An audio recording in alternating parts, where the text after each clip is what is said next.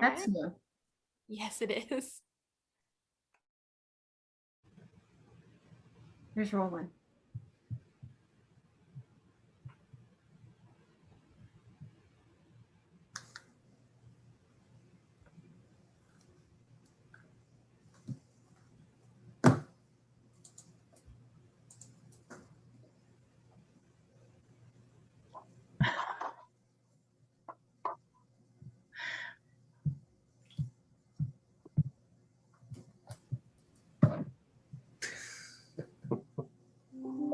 Hi, everyone. We need a virtual hug thing where we're all like hugging, which we would normally be doing. Hi. The Zoom emoticons don't cut it. Mm. Oh, I just have to say hi. Everyone's so quiet. Hi, Maura and Martin. Oh my goodness. We just self-reflected that we probably like 200-year-old people when we're like, what does that say? Give me that mice. Give me that. No, it's like a MPP family reunion. So nice to see everyone. It is awesome. Oh, nice. And we have the next generation here. And hi, Ashley. Oh my goodness. Ashley's my colleague and my mentee. And that little one is, I suppose, my grand mentee or something. Oh. Courtney, you'll have to go that's get too Marco. I thought about it. I wasn't sure how loud he would be. Well, probably like my dogs that are outside, loud, not as loud as my dogs that are outside barking right now. That of course is true for us too. If there happens to be a truck driving by in the next 30 minutes, you'll meet our two dogs. Oh, look at that. I agree. Mine too. That's the good part of Zoom. I like seeing people and people's kids on the calls. So, but Rick, you needed to help your cat a little bit in being nasty. Is she actually nice? Are there nice cats? Well, Stacy's cat gave her a massage during her talk. She is a nice cat, but she's just, she rules the house these days. Ah, yeah, okay. How are you, Craig? You haven't said anything. Hey, Stacy, how you doing? I'm good. Yeah, we have a few storms rolling through. So if you hear some thunder or lightning, that's what's going on. So Rick, is your cat going to present tomorrow? My cat would do a better job than me, but neither of us are presenting. Hey, Cliff. I didn't realize that Rick was a cat person, but now it explains a lot of things to me. No, we had a dog too. We have a, but unfortunately, she passed. But we got pets galore here.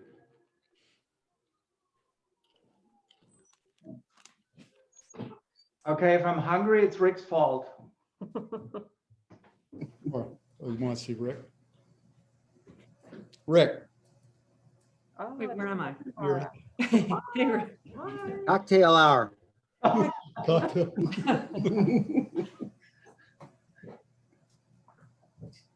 So now we need to extend this saying, if I'm drunk, it's your fault. You're German. What does this have anything to do with anything? But you know. Hear ye, hear ye.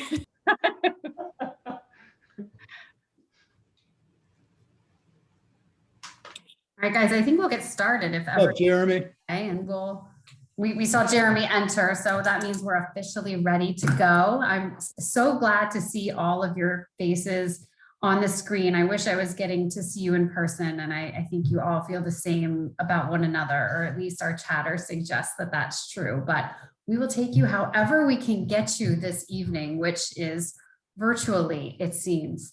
So welcome all of you to the MASSIG Awards ceremony. I think that most of you know the objectives of MASSIG, but it's, you know, bringing together all of the people in this room who are doing great work that focuses on marketing and the impact that marketing has on our world. And I can't think of a more appropriate place for us to meet than at the Marketing and Public Policy Conference to celebrate both our emerging scholar and our lifetime achievement honorees. And so those of you who are members of MASSIG, thank you. We're so happy to see you. We are looking forward to more of our events that are in person, but until that time, we'll do what we can virtually. And for those of you who are not members of MASSIG, you should join because there are a number of, I think, great initiatives that the SIG supports. The Marketing and Public Policy Conference and pre-conference. This year, we were able to fund 6 doctoral students who are presenting at Marketing and Public Policy for their conference registration and for AMA membership. So it's an exciting new initiative. We support special sessions at the AMA conferences. We host receptions when we get to be together, and we host them virtually when we can't be together. We help to disseminate some of the work that researchers like you are doing, and you can follow us on Facebook for updates on relevant papers and initiatives if you are a social media type of person. And in line with our objectives this evening, we recognize the notable work by MASSIG members, including the Lifetime Achievement Award and the Emerging Scholar Award. So if you're interested in joining, you can sign up for MASSIG when you register for AMA or when you re-up your registration for AMA, usually around this time of year. And it's exciting that you can now register for multiple SIGs. So if you have sort of a home SIG that you want to be part of, but still join as part of MASSIG, I would encourage you to do so because it is a wonderful group of people, as illustrated by all of the faces that I'm seeing on my screen. And so with that, I'm going to turn things over to Stacy Baker. So Stacy, if you want to come to the virtual stage, and Stacy is going to introduce our 2021 MASSIG Emerging Scholar. Is that different than the regular stage that I'm at right now, Beth? I don't know where you've chosen to present, Stacy, so. Well, all right. Well, I'll just be right here if that's okay, because that's about as much as I can handle. Perfect. But it's really great to see all your faces tonight. I wish we were in person, especially so that we could honor Madhu and Courtney and Scot, who we didn't get to honor last year as much as would have been nice. So I first met the winner of this year's MASSIG Emerging Scholar Award over a decade ago when she interviewed for the doctoral program at the University of Wyoming. And over toast with gravy, her choice of meal, not mine, I learned that our winner was an inquisitive, compassionate, and determined person. And all of the interactions that I've had with her since have proven that to be true. She is a dedicated scholar whose research and teaching demonstrate a strong commitment to marketing and society issues. She has 10 journal publications and 3 book chapters, and she interrogates contexts such as death, disaster, poverty, and social services. And her work spans the areas of transformative consumer research, services marketing, macro marketing, and marketing and public policy. Her work is not for the faint of heart. It takes creativity and persistence to publish the type of work that she does. Courtney has won awards for both her teaching and her research, including being named a winner of the 2021 AMA EBSCO Responsible Research and Marketing Award and the 2016 Charles C. Slater Award for the best article in the Journal of Macro Marketing. She serves on the editorial board for the Journal of Consumer Affairs and has served on planning committee meetings for MPPC and for TCR. Her service to the field extends into building the MASSIG community. And as many of you know, when you're at a conference, she's the first to organize an outing and to make a toast to all of us for who we are as people, but also the ideas that we share. So congratulations, Dr. Azzari. I can think of no one more deserving than winning the 2021 Emerging Scholar Award.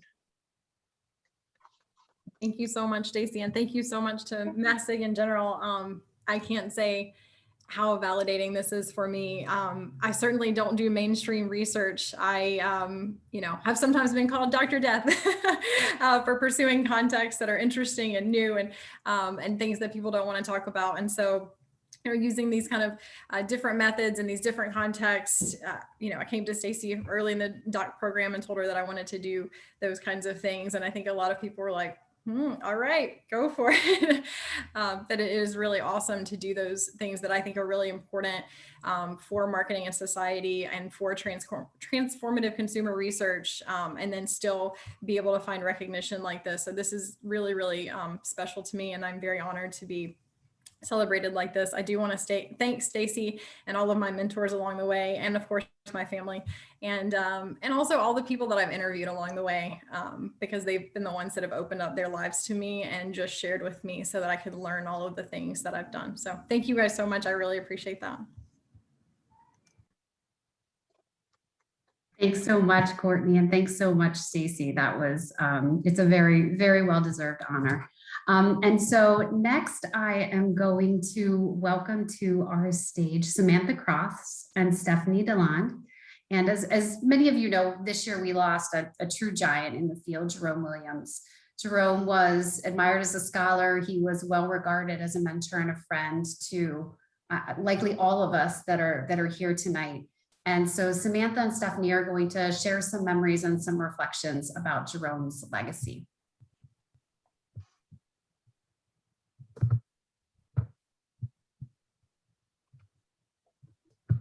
Thank you very much, Beth. Good day, everyone. I hope you can hear me. My name is Samantha Cross, and I'm an associate professor of marketing at Iowa State University. I'm also a co-editor of the Journal of the Association for Consumer Research's special issue on racism and discrimination in the marketplace. And along with Stephanie DeLand, who is here with me today to say a few remarks about Jerome Williams, who is our co-editor, our colleague, our mentor, and our friend. I want to start by thanking Beth Valen and the Marketing and Society SIG for inviting us to share a little bit about Jerome's impact and legacy on the field.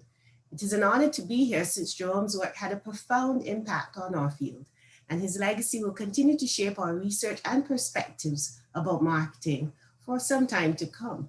I first met Jerome many years ago as a doctoral student. Throughout my academic career, I remember that he always took the time to reach out at conferences to make sure I was doing okay, no matter how busy his agenda. He did this for so many doctoral students, and Jerome was incredibly busy. Jerome had an amazing and illustrious career. When Jerome reached out to Stephanie and me a year ago to join him as co-editors of the special issue, he was taking a much needed sabbatical, but still felt that this issue was too important not to undertake. Jerome had pioneered research on multicultural marketing and marketplace discrimination, working with numerous scholars over the years. I'm honored to have been one of his many co-authors. With his expertise, he consulted as an expert witness in over 100 court cases on social marketing issues related to consumer racial profiling. His academic accomplishments and commitment to impactful research has been recognized with 3 Lifetime Achievement Awards. The American Academy of Advertising presented him with its Kim Rotzel Award for Advertising Ethics and Social Responsibility. Race in the Marketplace presented him with its Instigator Award, a recognition of his foundational work on race in marketing research.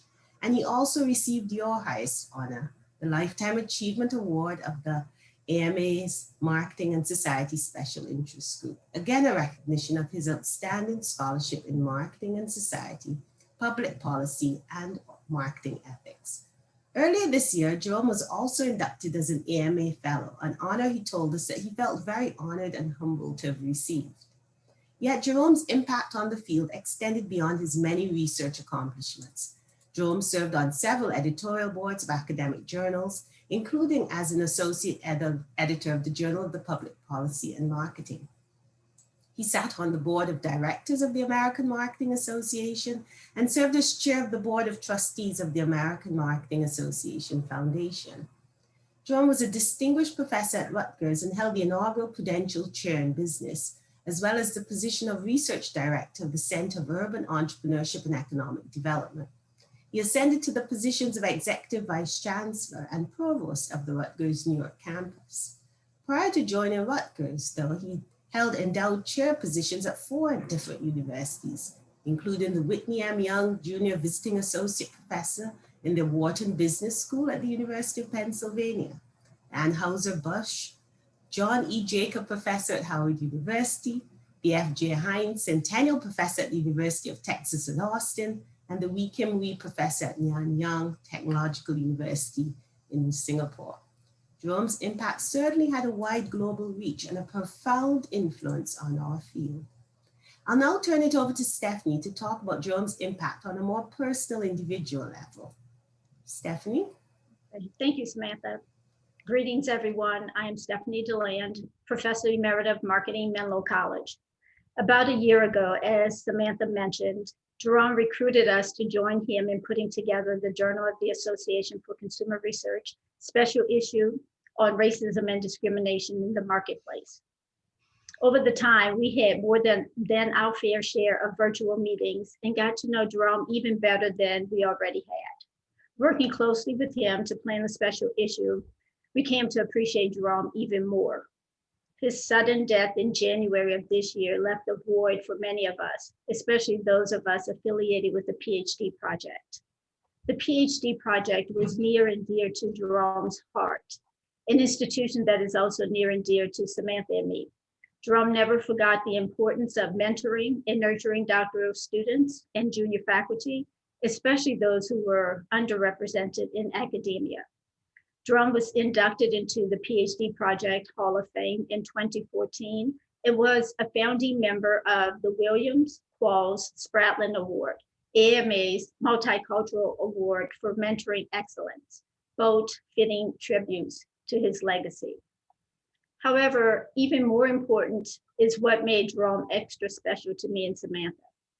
Jerome was extremely humble and thoughtful. He emphasized that while it was important to do impactful research, it was equally important to connect with others and to take care of yourself. He found it essential to be inclusive, was genuinely interested in the viewpoints of others, valued and appreciated constructive feedback, sincerely and deeply understood that interacting with people directly mattered. He would call you at the drop of a hat and would always take your call. He shared nuggets of wisdom interspersed with his own inextinguishable, irrepressible humor. He was hilarious and often joked about his lack of technical or technological prowess, but he was just fine in the area of technology. His laugh was absolutely contagious. He would join us in chuckling at his red fleece cap that he wore right after a run when he jumped on our calls. We cannot remember or we cannot recall a meeting that did not begin, include, and or end with the three of us having a really good laugh. Jerome was a great mentor, co-editor, and friend. He touched the hearts of many through his work, his mentoring of young scholars, and his dedication to the field of marketing. Thank you again for allowing us to say a few words about Jerome's legacy and his incredible impact on our field. And thanks to both of you for sharing those lovely sentiments with us. Okay, next I am going to recognize another former Lifetime Achievement Award winner, Scot Burton. Scot was awarded our Lifetime Achievement Award last year, but we had hoped that he'd be in person to make some comments this year, but we can't silence him for forever. And so I'm going to ask Jeremy Keys to introduce Scot, who will share some remarks with us next. Thank you, Beth. Thank you for your leadership in MASSIG. Thank you. There's so many, Arante said it best, so many friendly faces here, and what a great community. And I just can't tell you how much of a privilege and an honor it is to introduce my friend and mentor, Scot Burton, as the 2020 MASSIG Lifetime Achievement Award winner.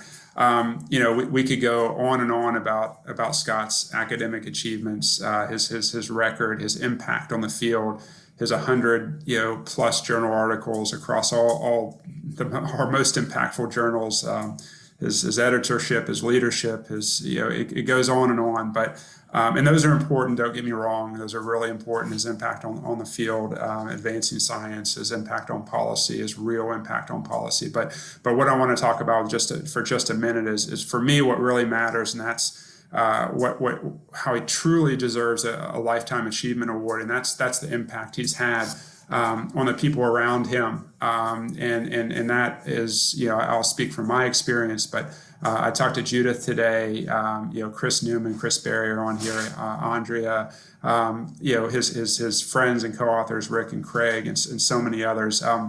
Scott has had such a tremendous impact on all of us. For me personally, as I came through the ranks, his mentorship, his role model, leading by example, setting the bar high. My whole career to this day is just trying to keep up with Scott. Really, I mean, and the best, I don't know, the best way I can sum up his work ethic is here he is earning a lifetime achievement award, accepting a lifetime achievement award, and he truly works like a junior faculty member trying to get to tenure, and it just amazes me, and it sets the bar high, and I can't say enough about how important that is. It has been on my career, and Scott, I just appreciate your friendship as I speak for myself and the other people, other students, so many students you've impacted and led, and I just thank you for that, and congratulations on your lifetime achievement award.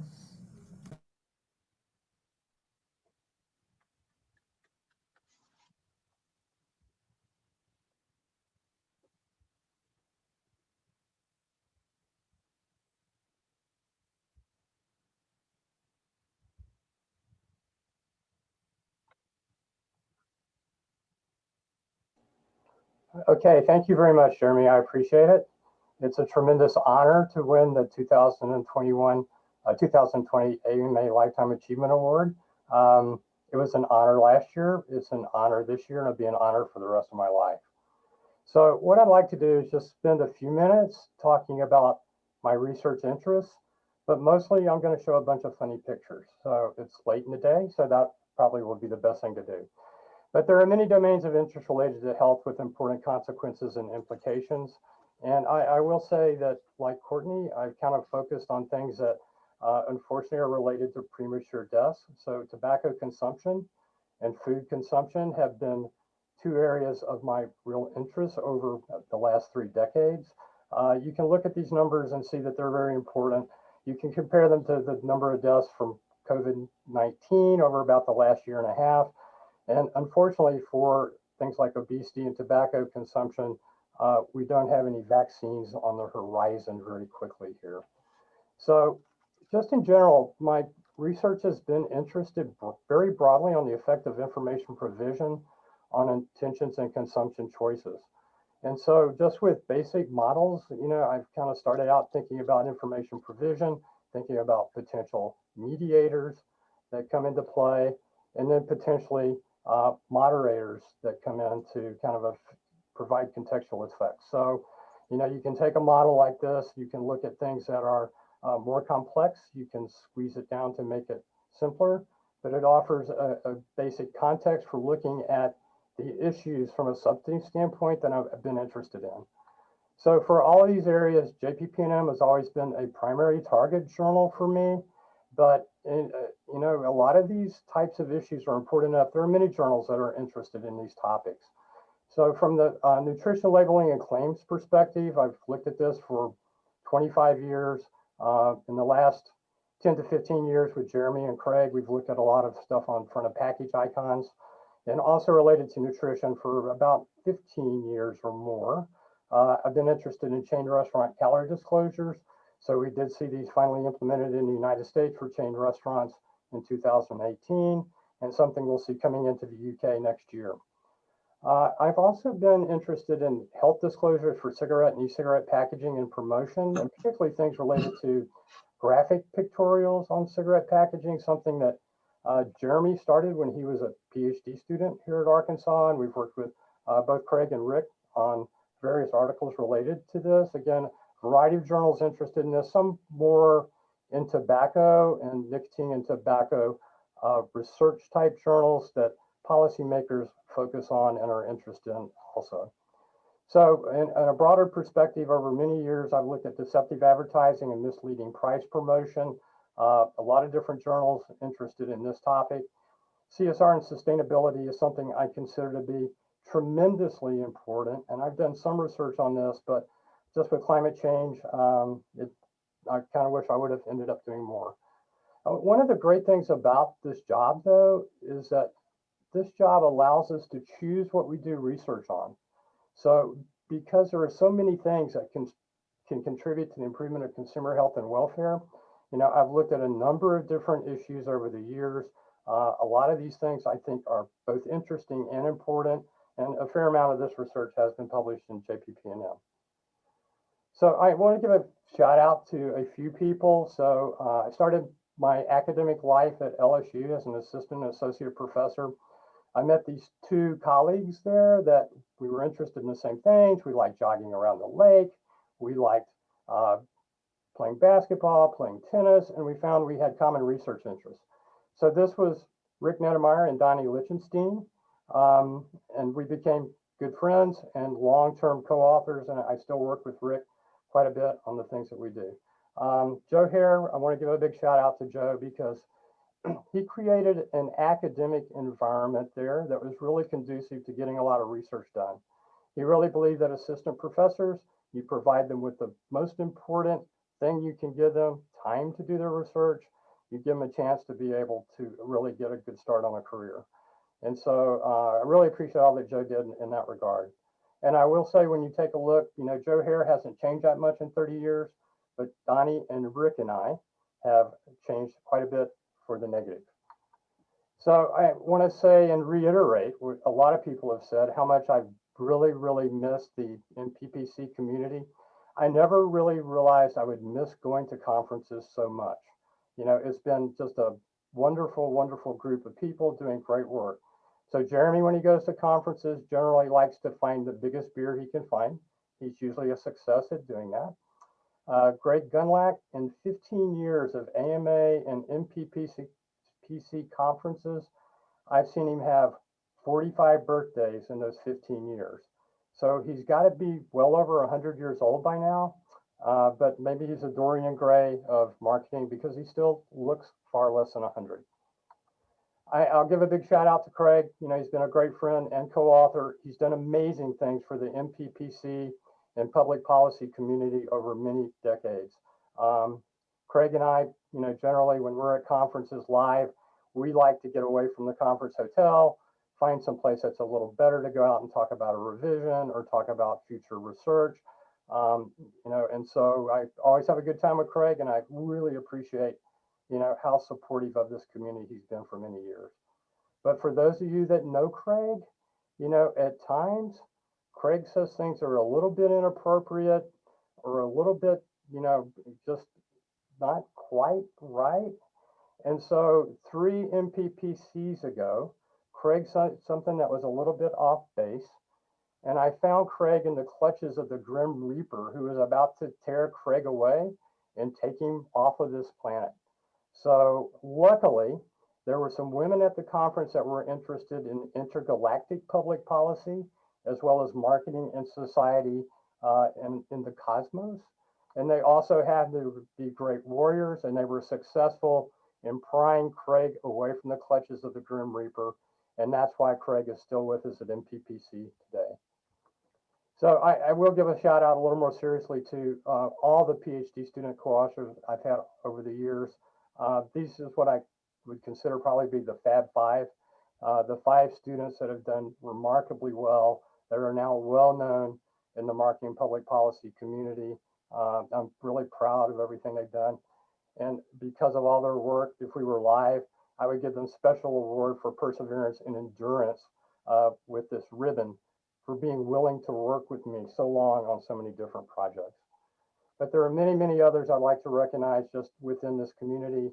PhD students here at Arkansas that have worked on things that went into JPP&M and Journal of Consumer Affairs, people you recognize from the conference, pretty well-known names, as well as a number of other people that I've worked with. A lot of these you will recognize as doing work in the MPPC community, but some of these have been a little more on retailing and a little more perhaps on promotion type issues.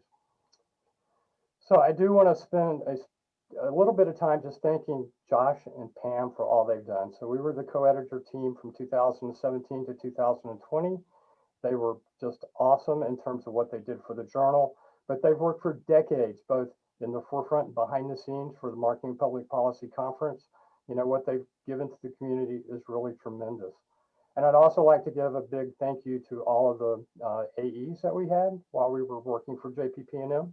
You know, tremendous set of AEs, many who kind of all stuck around with us from the previous editorship. You know, Jerome, I had totally written off as continuing as an AE because he was a provost. But Jerome says, no, I'd like to continue as an AE. It's something I consider so important. I'm willing to work and find time to be able to do this. I will give a big thank you to not only the AEs that we had coming in, but to the many AEs we were able to add over our time at JPP&M. I think we added a really great set of associate editors. All of these people had many, many, many things to do and many other opportunities, and they chose to come in and help us. So we really appreciate their willingness to do so. And it's extremely gratifying and wonderful that two of these AEs went on to become the editorial team of JPP&M now. And I want to give a huge congratulations to both Courtney. You know, Courtney's done wonderful work over the last 7 or 8 years. It's always great to see her smiling face and great attitude. And certainly I want to congratulate Madhu for all that he's done. So with his work on subsistence marketplaces, as well as many, many other things we've seen him do within the policy context, you know, he's unbelievably deserving of this 2021 award. So, and more broadly, I do want to appreciate everybody on this call for all that you've done. So I really view those of us that do policy and marketing society research as one big team, that we're all really working together with a common goal to do research that contributes to forging, you know, a better world. And thank you for being on the team, and thank you for all that you've done. I appreciate it. Thank you so much, Scott. It's great to hear your remarks, and we are all happy that you were the recipient last year to recognize all of your contributions to the field. So thank you so much. And one benefit of being virtual is that we actually get to celebrate 2 winners this year. So with that, I am going to welcome Roland, who's going to introduce our 2021 Lifetime Achievement Award winner. Thank you so much, Beth, and the rest of MASSIG.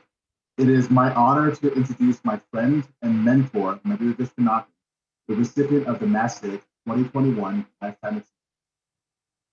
Madhu's impact is probably most easily observed through the work done by the Marketplace Literacy Program.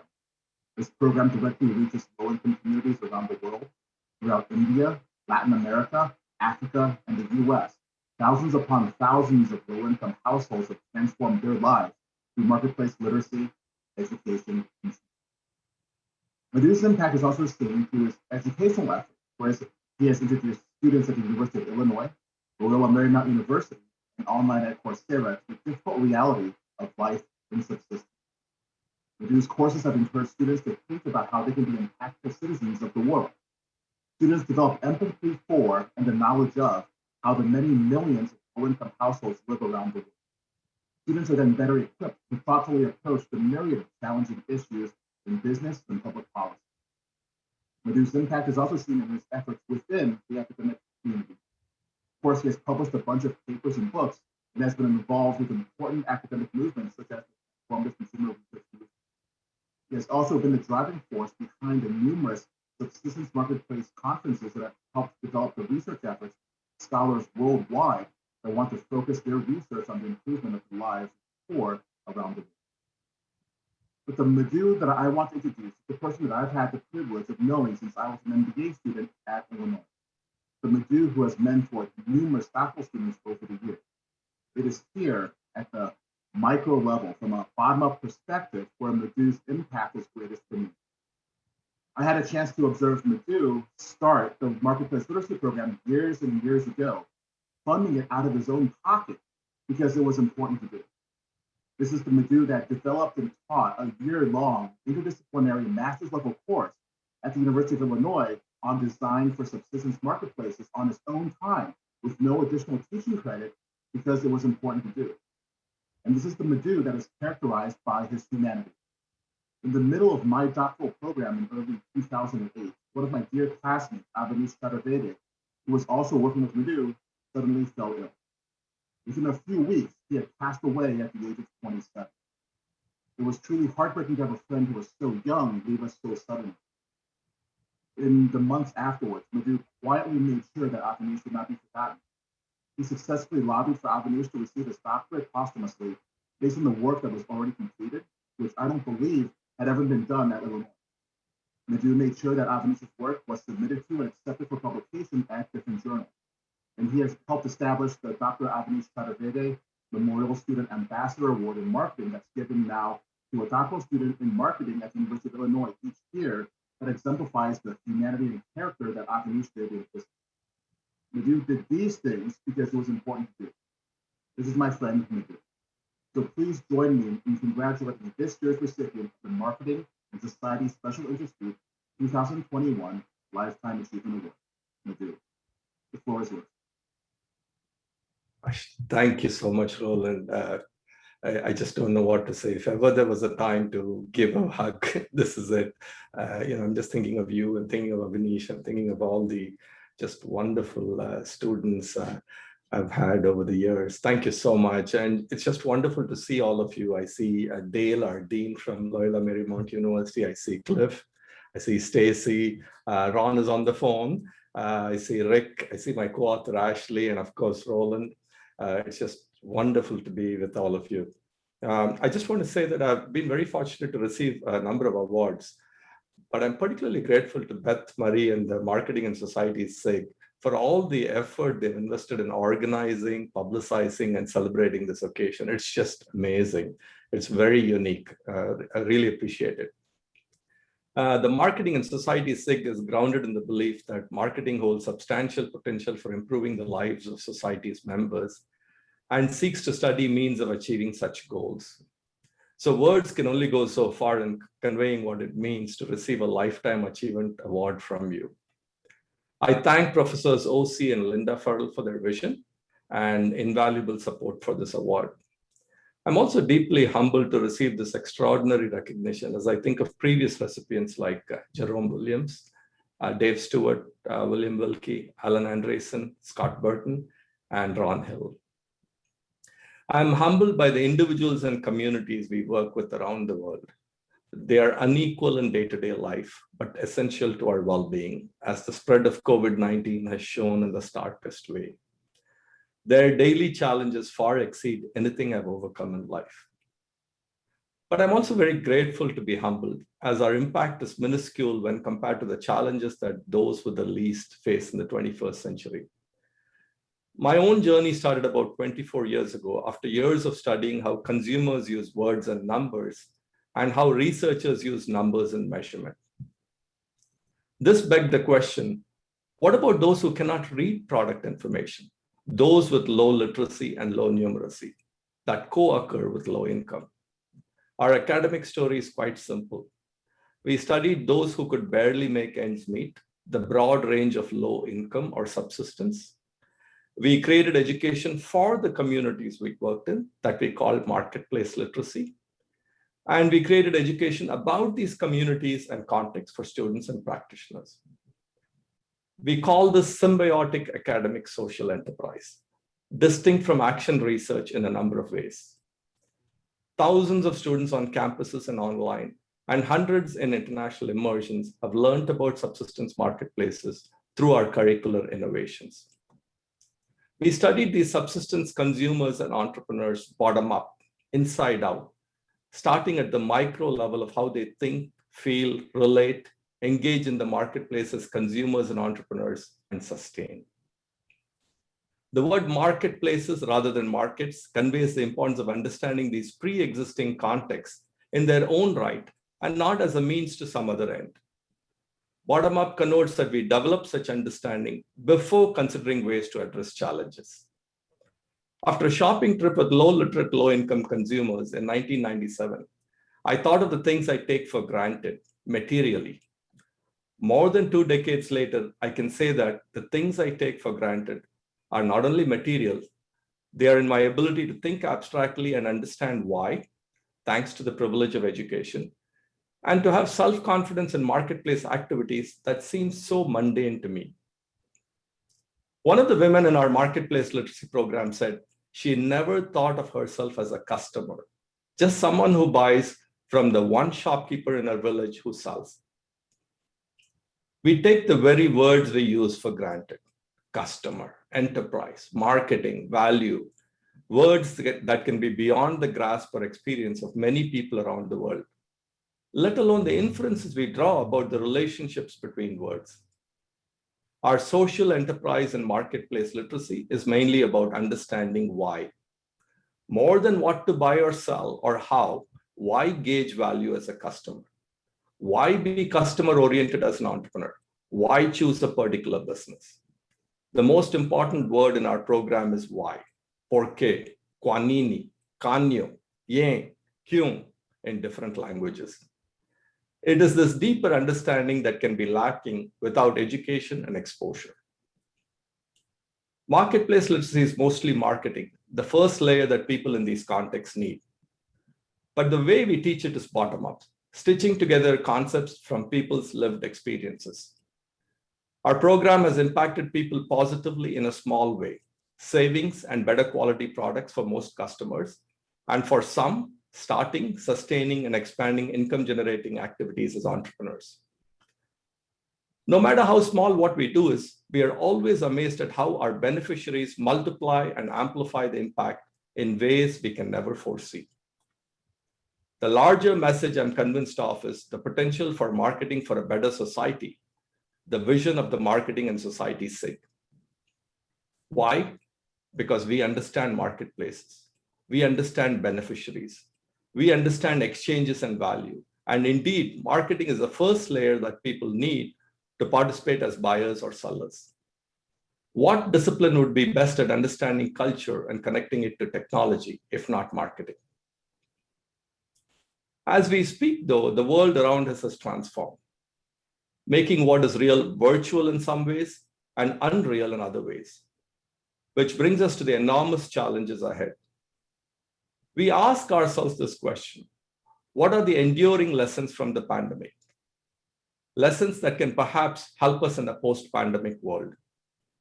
And in light of these lessons, how do we change course personally and professionally? Let me begin to answer these questions for myself.